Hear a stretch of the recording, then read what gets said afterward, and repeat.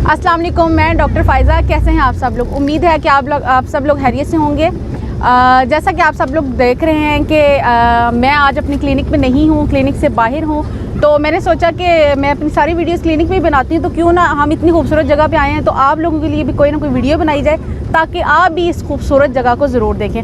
ये आप देख रहे हैं, ये हानपुर डैम है और यहाँ पे हम आज आए हैं। आज संडे है, क्लिनिक से हमने छुट्टी की हुई है, इसलिए हम लोग आए हैं विज़िट करने के लिए।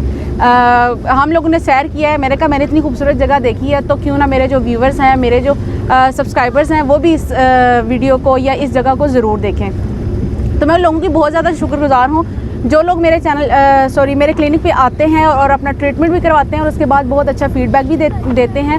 इसके अलावा मेरे फेसबुक पेज पे बहुत सारे लोग हैं जिन्होंने मेरे पेज को लाइक भी किया हुआ है और अच्छे अच्छे कमेंट्स भी करते हैं, बहुत अच्छा फ़ीडबैक भी देते हैं। तो उन लोगों की मैं बहुत ज़्यादा शुक्रगुज़ार हूँ।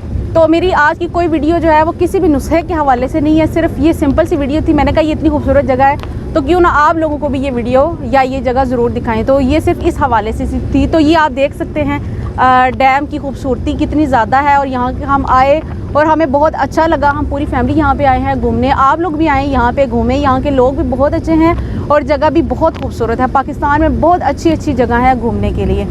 बहुत शुक्रिया। अल्लाह हाफिज़।